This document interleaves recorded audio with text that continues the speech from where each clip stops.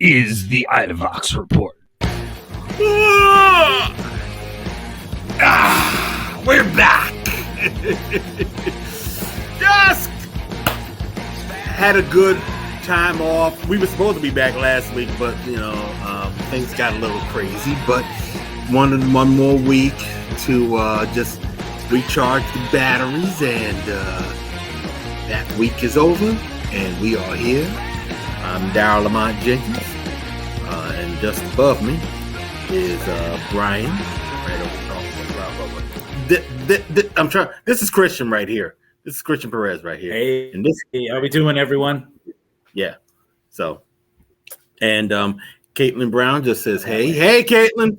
Hey, CJ. What's up, How we doing, Caitlin?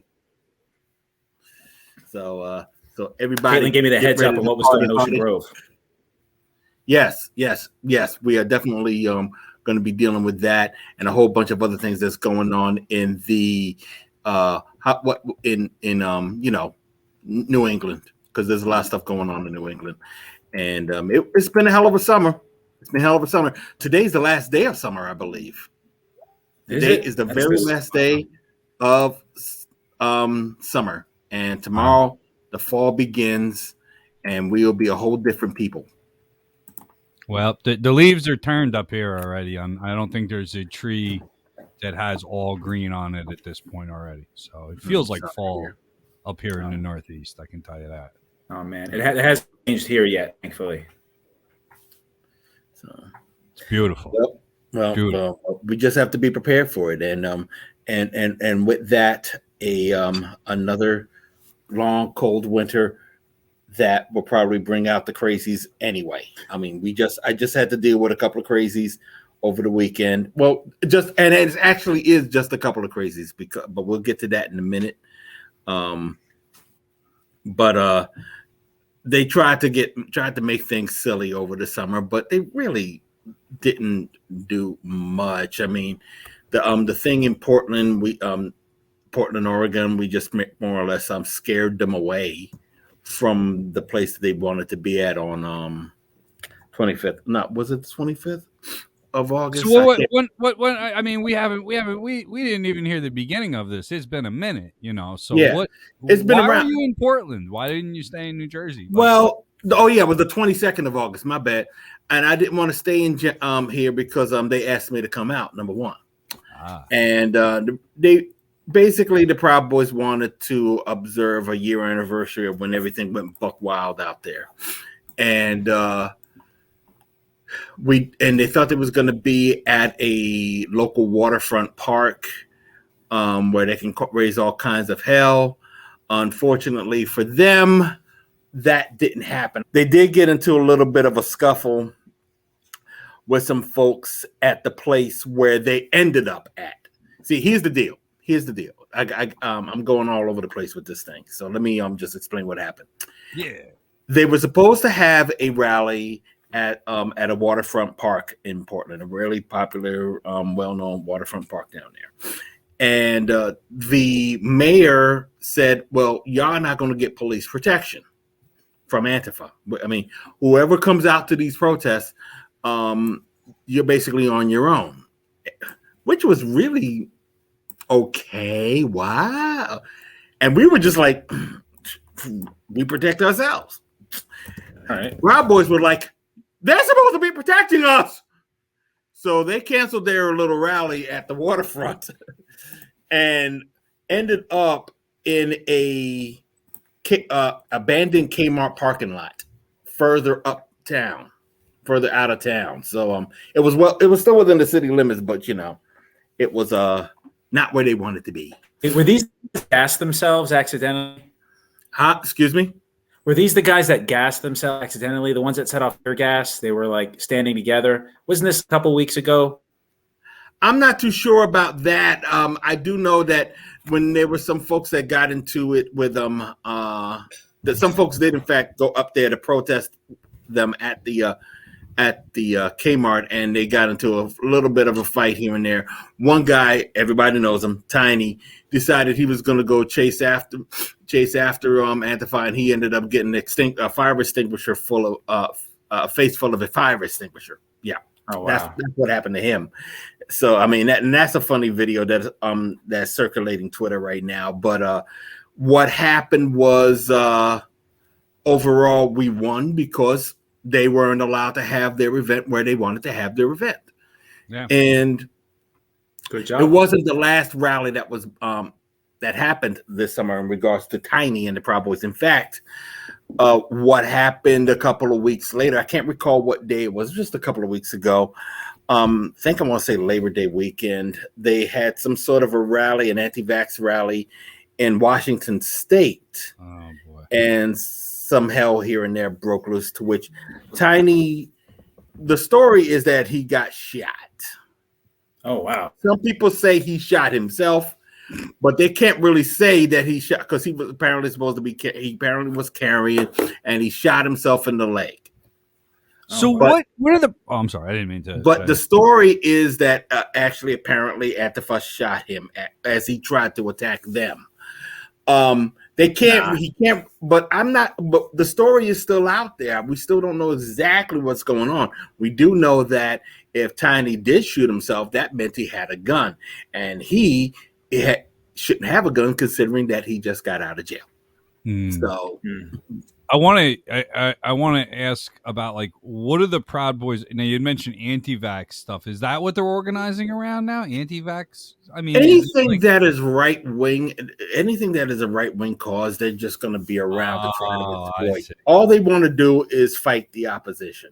That's basically all they want to do, which is why it was probably disappointing the 18th of September, this past Saturday, because they really wanted people to come out to this. A matter of fact, at the Portland rally, Randy Ireland of a New York chapter of Proud Boys announced that he was participating in said rally and encouraged everybody to come out. All the Proud Boys and to Saturday's rally. But the week before, Henry Tarrio, on his way to prison for trying to burn or actually burning a Black Lives Matter banner that he tore down off of a church with some help that didn't get arrested, by the way. Mm-hmm. He said that he doesn't know where everybody got this information about the Proud Boys supposed to be coming to the rally in DC. We're not going to be there. No Proud Boys are going to be there. And truth be told, we got it from Randy Ireland. He's the one who said that it was going to happen. And here's the fun part. The rally happened, and it was a nothing burger. But a Proud Boy, at least one Proud Boy, I mean, I heard that there was several other Proud Boys that was in the crowd, but at least one Proud Boy showed up. A solution without violence. I think that's the way to do it. Now, you were underneath the woman who was killed. What happened? I was underneath her. I was on her side. I was holding her hand when she died. She got crushed to death. I was getting crushed to death. My issue is, for all the violent rioters, of course, throw them in prison. But you cannot murder an innocent woman and then lie about her dying of a drug overdose and then lie about the people who killed her. They say it was Trump supporters who killed her. That was a lie. It was the Capitol Police. That tunnel right there was a death trap. They used gas on us that wasn't even tear gas. Tear gas makes your face burn, if I remember correctly. This gas didn't do that. It made it so we literally could not breathe, and we fall over limp, we face plant, and about 30 people fall on top of us. And after people are trying to pull them off, police are beating them and macing them. There was so much mace. They were trying to pull us out. No, but what were they trying to do? He's talking about gas. I was wondering, did the police even use gas during the riots, or didn't most of the gas come from people in the crowd? I don't recall the police using tear gas during J6. I don't recall. I don't. I mean, I've seen a lot of reports. I've watched the congressional hearings. I didn't. Usually it's like kind of standard use of force reporting to say whether they deployed gas. They don't really hide that. They'll say, yeah, we gassed people. I never heard that. So yeah, they were ordered to use anything tear about gas. That was you douchebags doing that, not the pigs. Now this dude, and I apologize for not remembering his name off the top of my head, but this guy is a Proud Boy that we encountered in San Francisco. He was the one that was he says he's a Proud Boy, Proud Boys aren't really saying that he's a Proud Boy, but it seems to be vague. But he was over there bragging about how he was gonna beat the shit out of everybody that was gonna stand in his way in San Francisco. And then when his little rally happened in San Francisco last year, he got his 2 front teeth knocked out. As you can see, he's got his teeth fixed. He's really just a laughing stock. Now, he was at J6. He was in January. He was at the Capitol on that day, but I do not believe he went inside. He's talking about the woman. He was there when the woman. He says he was there when the woman got trampled to death, and one of the QAnon folks got trampled to death during the event and during the insurrection. And there's some sort of conspiracy theory that's being built around it right now, and it's just weird. I guess it's just a way that these characters are trying to save face. And Roseanne Boylan, that was his name. That was her name. Roseanne Boylan. She was 34 years old from Georgia. Philip Anderson is the guy's name. Now, interestingly enough, now I should explain what exactly was supposed to be going on. This was supposed to be a more or less free the insurrectionist rally, and they've been going around for the past couple of months at basically from DC to to New York, trying to call for the release of everybody that was arrested, or rather the peaceful protesters in January 6th, which and the Proud Boys were a part of that those rallies under a group called Citizens Against Criminal Persecutions, Citizens Against Political Persecutions. And this rally, as I've been trying to allude to, has been it was supposed to be a little larger. Feel me? It was supposed to be about 700 people. It didn't even get that much, and they did what they felt they needed to do, I guess. Well, let me explain what happened since I'm here right now. So there was supposed to be this rally. The rally was supposed to be larger. It was supposed to feature some Proud Boys, feature some Oath Keepers. Everybody was supposed to be out. In the end, I think there was more people out there with cameras than there was people supporting the insurrection. But they were trying to boast and trying to brag about the fact that they were being nonviolent that day. Of course, I mean, everybody was looking for you to try to pull some shit. You're not going to do it then. They always set the bar low. Yeah. So, and they also try to talk about how nobody's a white supremacist in this crowd. Well, wrong answer. I get to introduce y'all to somebody that I didn't expect to see there that day. So we should tell our audience who Jared Taylor is. Yes, I was just getting ready to say. For those who don't know, Jared Taylor is a white supremacist going way back to 1990, and his whole thing, he runs a newsletter called American Renaissance, and every year he has a conference in Nashville, Tennessee, or just outside Nashville, Tennessee, where he brings basically all the neo-fash, pretty much young neo-fash, out to the woods of Tennessee, out to a state park in Tennessee, where they can pretty much network and talk trash. And they do, and he has a global network of these neo-fascists. In addition, this year this conference is going to be taking place at the Montgomery Bell Park Inn on November 12th to the 14th of this year. Vincent James Fox, who was at the insurrection, he's going to be speaking at this conference, as well as two characters from Europe. Dries van Legenhove, who in Belgium is facing hate crime charges there, as well as Ruben Caleb out of Estonia. They're coming here unless we can pretty much tell the State Department why are these idiots being allowed to come into this country. If you guys can whip the shit out of fucking Haitians who are looking for political asylum so you can keep them out, you damn sure can keep out these two assholes who want you to do that. Who want you to do things like that. So so we're calling on everybody. If you go to idavox.com, look at the sidebar and click on the information about these two individuals and about the American Renaissance Conference. We really got to oppose this thing. Yeah. Everybody gets to meet the man, the myth, the legend himself later. Jared freaking Taylor. Hey, Jared, how you doing, man?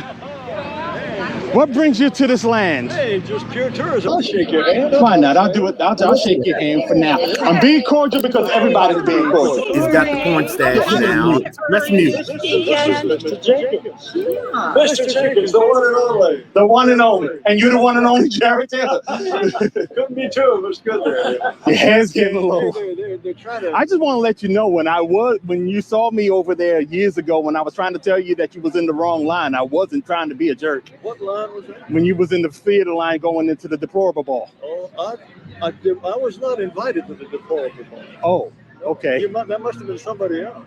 Ah, okay. Anyway. I thought it was you. Well, now, aren't there counter demonstrators to this film somewhere? I mean, people do what they do, but there's really nothing to counter demonstrate. I mean, basically, what are we going to counter demonstrate? Cameras? Well, exactly. And the other thing is, but I do think some people were going to demonstrate against the fact that these guys were here. I mean, the media's been telling us all that if you're here, you're supporting. Well, what happened was certain people decided that they weren't going to show up. Well, who? The Proud Boys said, I mean, I was in Portland and they were saying that the Proud Boys were going to make an appearance. They were encouraging their people to come. And in the end, they didn't come. Some of them were encouraging people not to come. In any case, if there was going to be trouble, it was going to be because counter demonstrators wanted to make trouble. That would have been. No, because we didn't need counter. I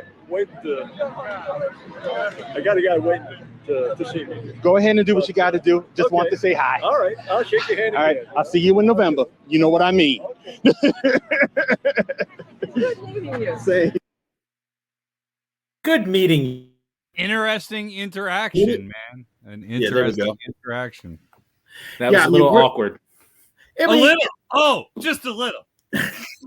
You're better than I am, man, because I don't think I could walk up to that guy and just small talk him, especially with like the porn stash and the hat. It's just weird, Good dude. Spot, by the way. Good spot. Well, my real is this. No, I mean, my thing is no one was going to war that day. No one was fighting. Nobody was I didn't want to be the person that brought the heat.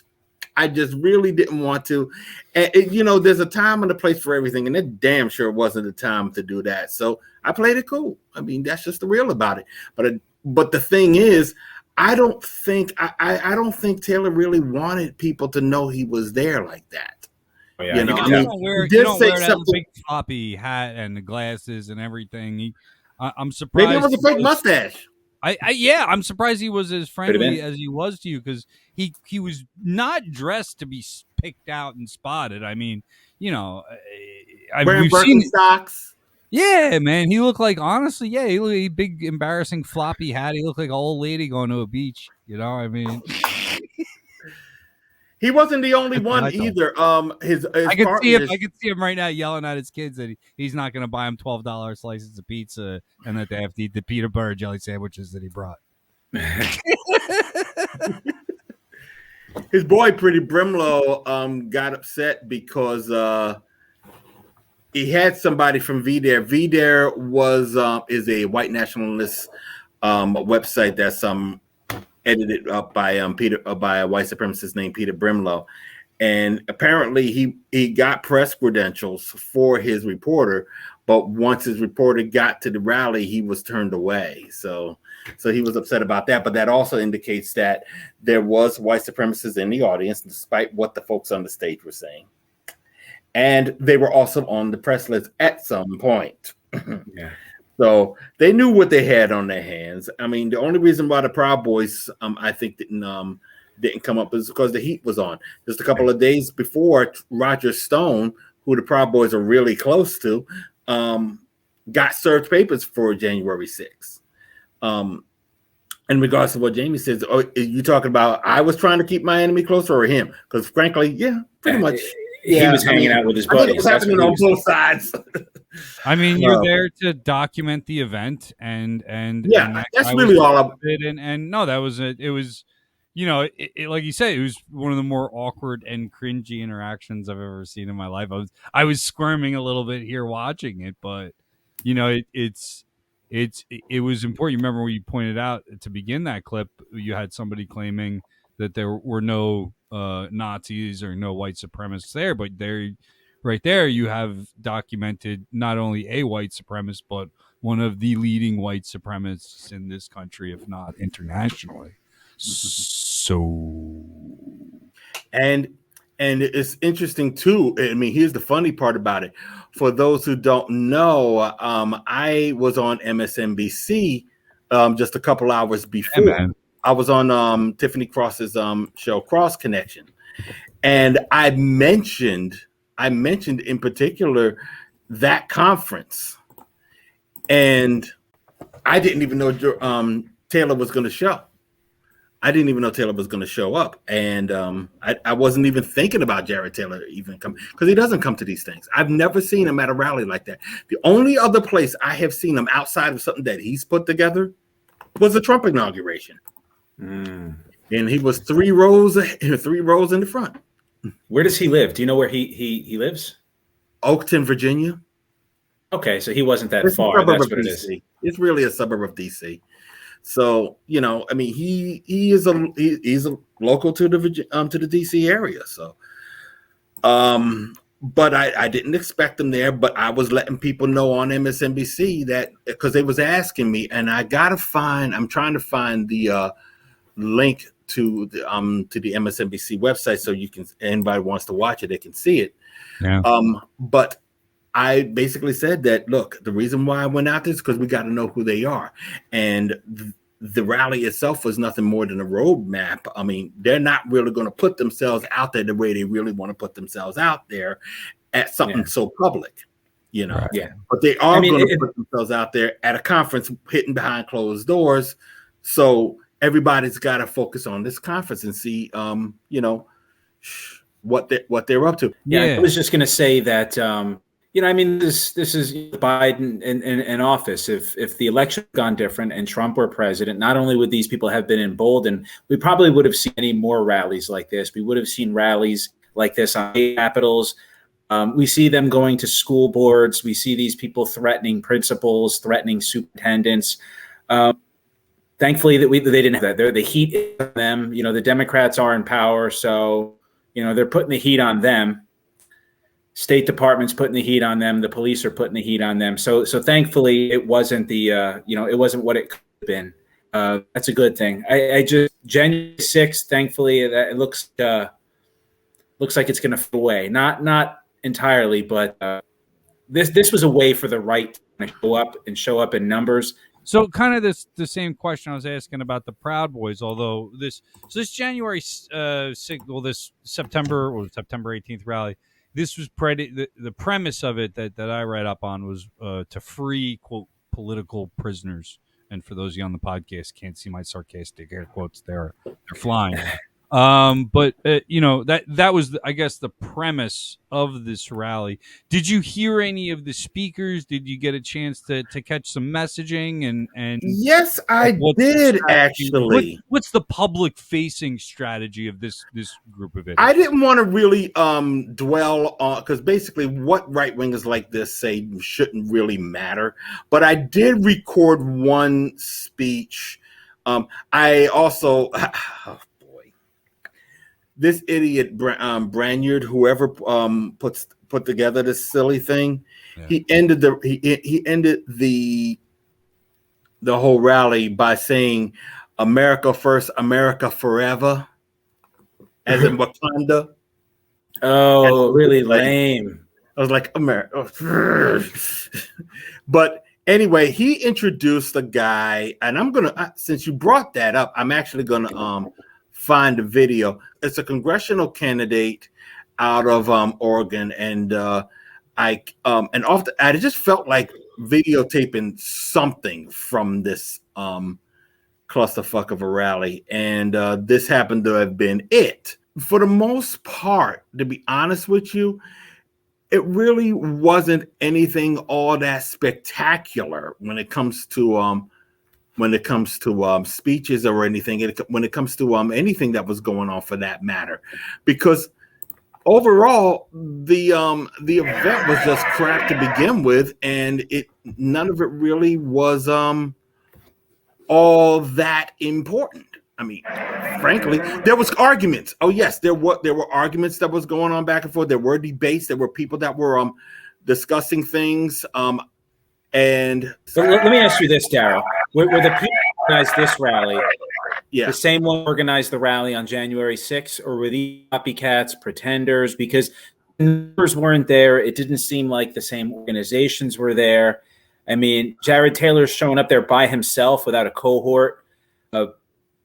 Was it like a copycat? In a floppy hat? Yeah, like he's running to Walmart with a pack of socks. What I would tell you about the guy who organized it is a guy who's basically an attention seeker. He's always been somebody who has been trying to angle himself into all of this. I mean, he might have been at January 6th, but he wasn't really all that significant.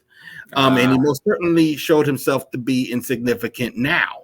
And the truth of the matter is, this is the guy that was this is the speaker. Thank you all so much for being out here. We're all here for the same reason, because we know our brothers and sisters, our fellow Americans, regardless of what walk of life they're from, what political party they're from, have the God-given right to due process. That's in our Constitution. Those rights were given by God, not by man. Yeah, that was one of the speakers. There was also, and I'm not going to show the video because apparently the videos are showing up or not doing all that well. There was a guy that the police had detained. Someone said that he was armed with a gun and all of that, and he was masked up in block. So no one knew what he was about. So the police basically surrounded him and carted him off. And then and the reason why they carted him off is because as they were searching him, they found a badge. So they said, "Yeah, let's get him out of here now, right now." So that was the other video. Yeah. So but that was why are we surprised? Why are any of us shaking our we heads? Really shouldn't be surprised. No, not at all. But but my guess is that he wasn't really coming for us. I mean, I think that he was dressed in black, probably dressed up in black bloc, to be honest, because he wanted to see if anybody was going to fuck with him thinking that he was Antifa. Yeah, so, he's an agitator. So if they did, he could have shot him. Yeah, I mean, the truth before, I mean, when and I will talk about the fact that they said the media made it bigger than it was supposed to be. The fact of the matter is they made it bigger than what it ended up being. Well, and I say this because I did get a threat. I had somebody email One People's Project saying, "Dare you to come out on the 18th." So just because it fell flat does not mean that everybody's information was wrong. It just changed. Remember, Proud Boys announced on the 22nd of August this particular rally. They was encouraging people to come, and as things went along, they didn't show, at least not in the numbers that they wanted to show. They did not represent. The Oath Keepers did not represent. You know, I mean, that's not true. There were some folks out there that were particularly curious, like the guy, there's a QAnon guy, I think, who was there that is supposed to be John F. Kennedy Jr. Remember, apparently this QAnon, or there's a conspiracy theory going around saying that John F. Kennedy Jr. Faked his death, and he's supposed to return to take over the United States. I don't know. He's going to be Trump's running mate. I like it. He's going to be Trump's running mate. That's the conspiracy. I think. Yeah. Go ahead, Chris. They think he's. I'm sorry. Did he die in a accident in like the 90s, and they really believe this is a QAnon thing, that he is going to come back and run as vice president because, Donald Trump is the be all end all. Donald Trump's going to be president, and John F. Kennedy Jr., who's the son of a Democrat, is going to come back and run with Donald Trump. I mean, but that's like, this is what we're dealing with. These people electing officials to office, Marjorie Taylor Greene, Boebert, this is what you get. I honestly think that even if John F. Kennedy has not come back to life, that his corpse would make an effective politician in today's environment. I actually think he'd do a better job than most of them. I would vote for the corpse of JFK Jr. than Donald Trump. I'd vote for his corpse, too. He's got my vote. The dead JFK. They could do a campaign just like Weekend at Bernie's. They put him in a chair and do a little thing. Just put glasses on him, and it's funny. He's long gone now, dude. That guy's... he's sand. How do we get into this? I'm sorry. Wait. So, Daryl, I need you to rewind, brother. I'm sorry. There's a guy who shows up at these rallies that looks like JFK, that people think is JFK Jr. Right. And this guy, he's like a person. He shows up at a bunch, and it's the same guy each time, or is it just people seeing a guy with brown hair? I mean, y'all can see him on Twitter if you go up to @SocialistDogMom. That's the person that that's who was there that basically identified him for me. Okay. I mean, he's a new character to me, but I'm going to see if I can find the. Oh, I spelled her name wrong. S-O-C. We got Caitlin in the comments talking about RFK Jr. Now, RFK Jr. has lost his mind because he's a big-time anti-vaxxer.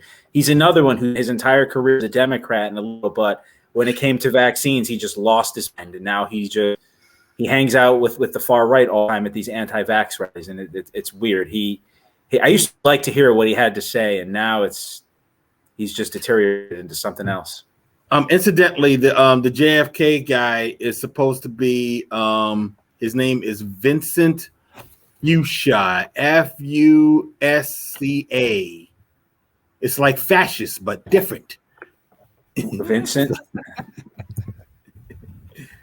Yeah, and I just sent the link, and I know folks can't click on the links whenever we post them, but you have them, it exists. So if you can.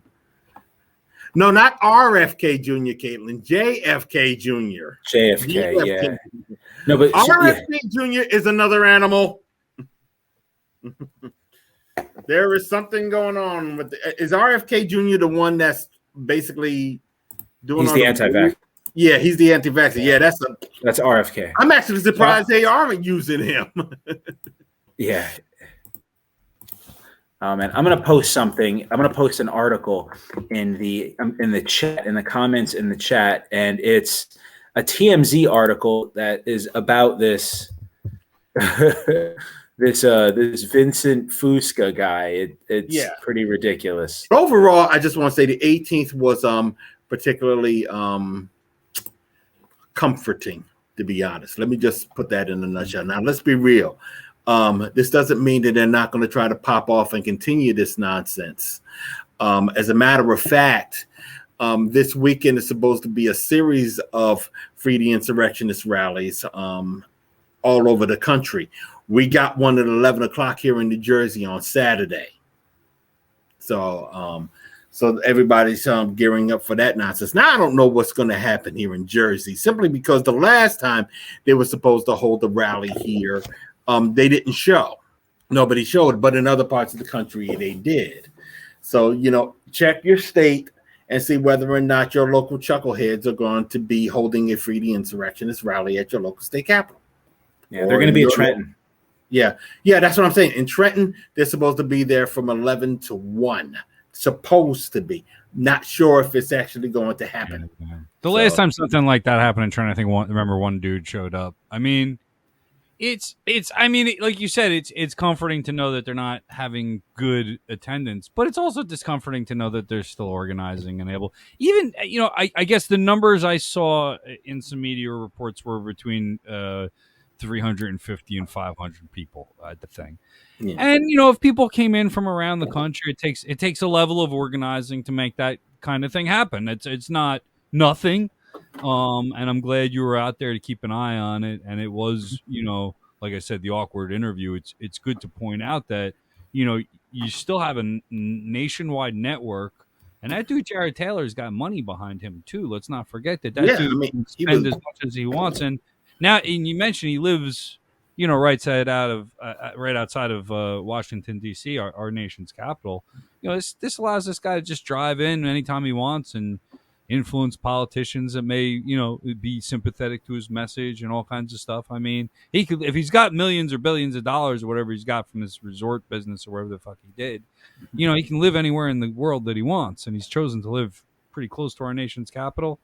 It tells you something about the level of influence, and even if there are not a lot of people at this rally, there's still very good reason to keep an eye on this and, to support IDAVOX and One People's Project. And, and if you're an activist and you've gone out and protested like they did up here in Maine last week when the Proud Boys gather, thank you. Yes, because, we got to talk about that. Yeah, I wanted to bring that up because there's stuff going on around the country too here.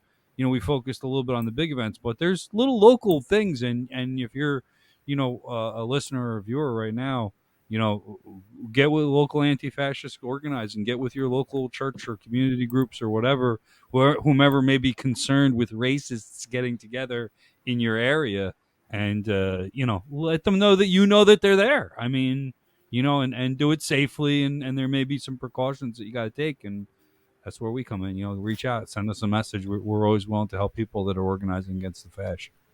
Yeah. Now, in regards to that thing that happened in Portland today, we, for those who don't know, I mean, and when I say Portland, I mean Portland, Maine. Portland, Maine, and the other Portland, the coal, the other white Portland.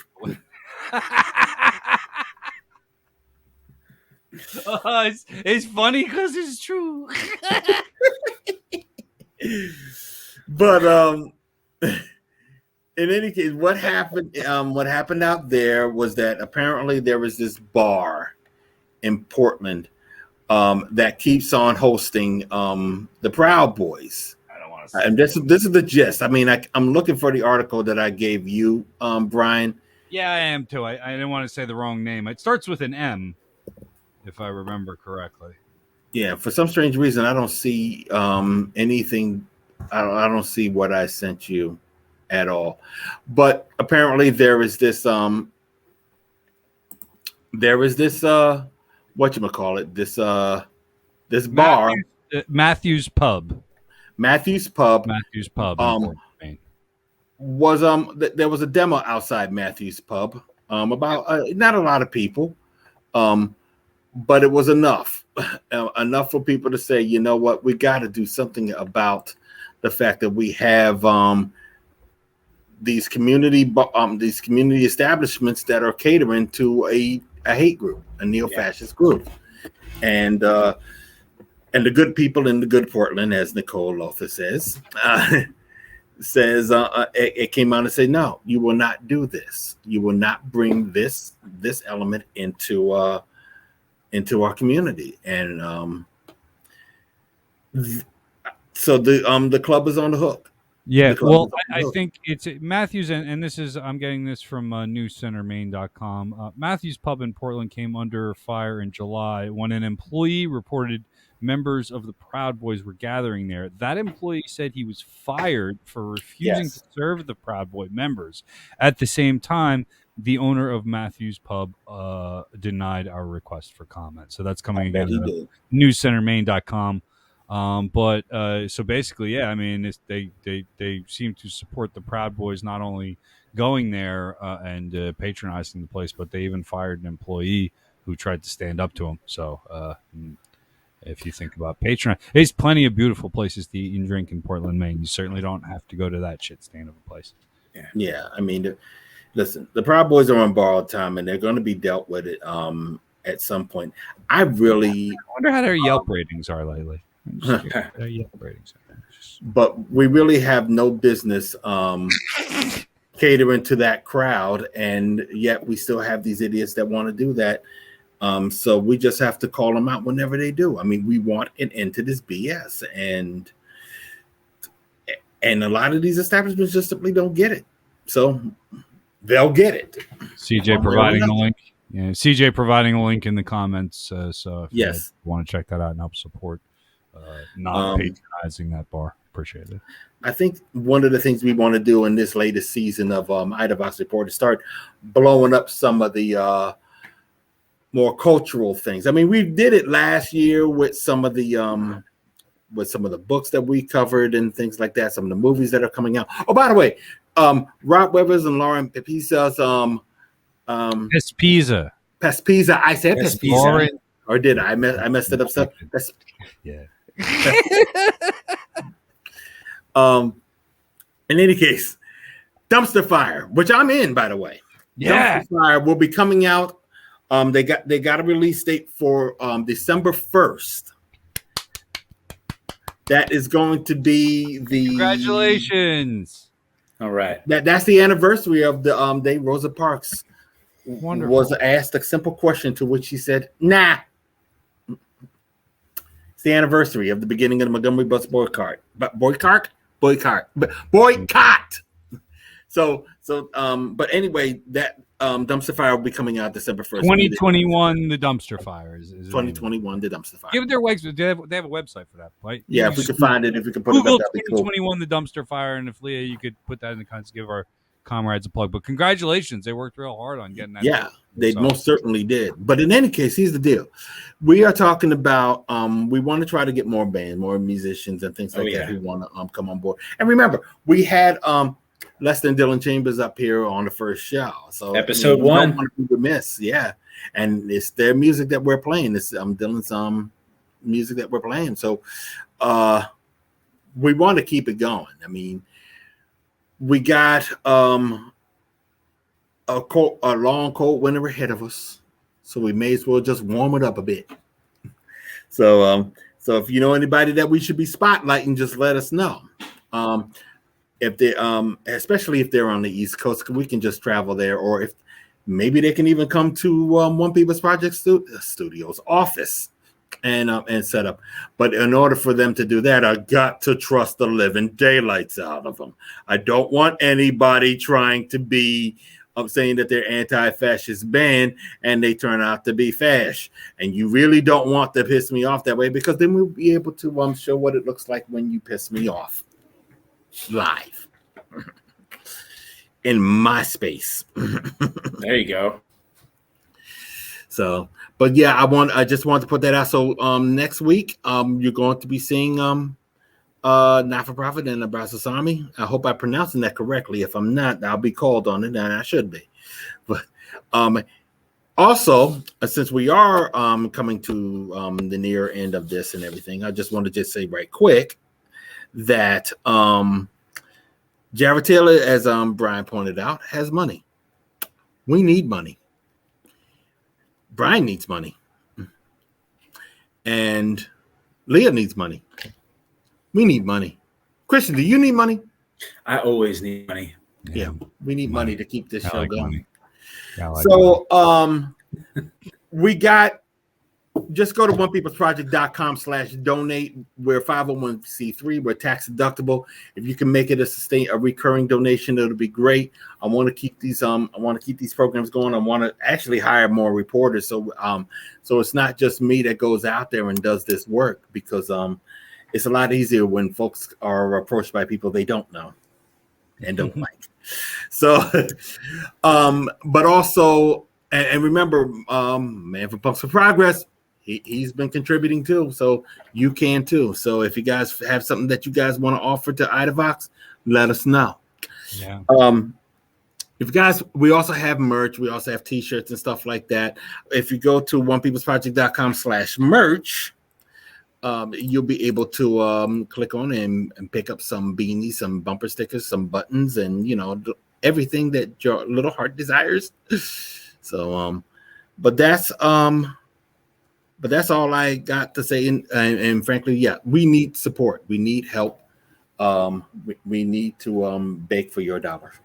So I did want to ask before we go, have you guys heard the new Iron Maiden album?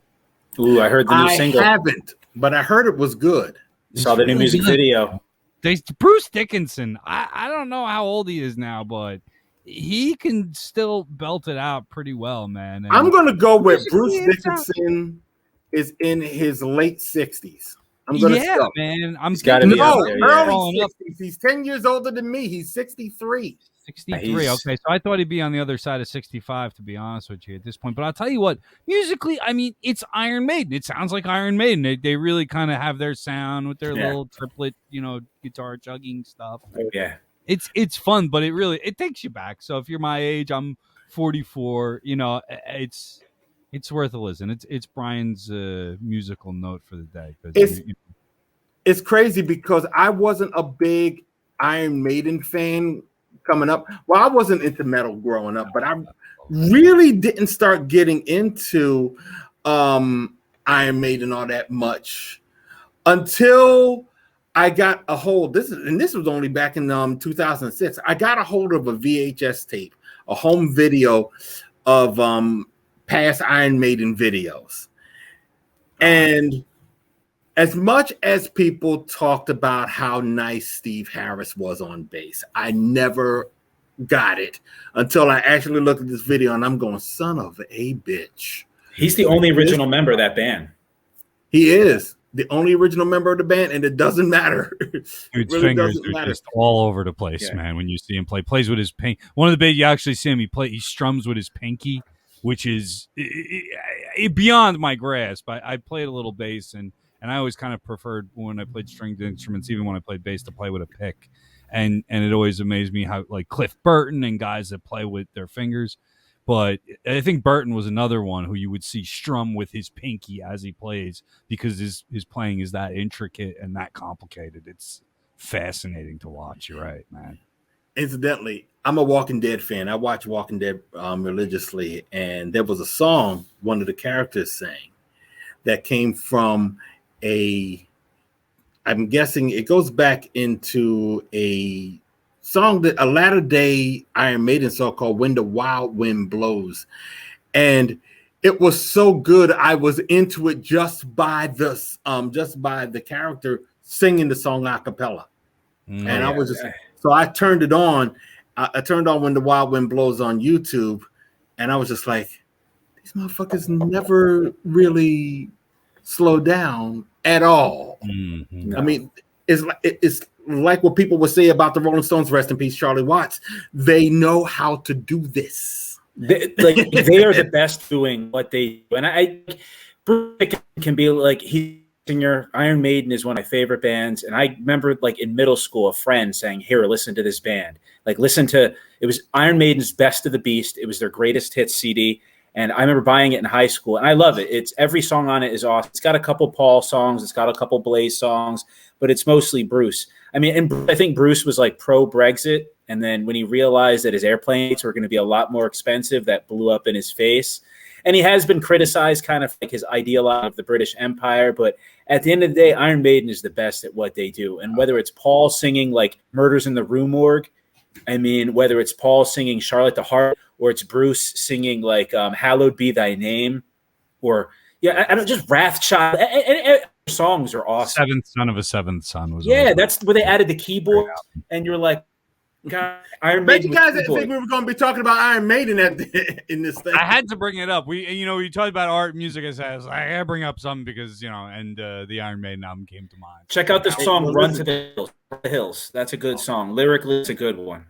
Well, take care, Jamie. I mean, actually, Jamie, we got to split to ourselves. Yeah. Yep. I want to thank everybody for being here. And why I just said rest in peace, Charlie Watts. We lost a lot of good people. I would just want to run down their names right quick. We lost Sarah Dash from LaBelle. Yeah, we lost her.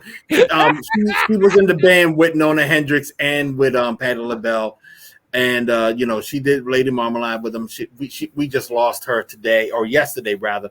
We also lost Michael K. Williams from The Wire. Omar, Chalky White. He's been in the serious things. Believe me, we're still missing him. Yesterday we lost somebody named AJ Johnson. Now there's two AJ Johnsons that are famous in black cinema of the 90s. One is is a dancer and choreographer that you saw in House Party, and in Coming to America, I believe. And the other one was in Friday, and I got the hook up. He's the one that passed on at the age of 55. We're going to miss little him. guy?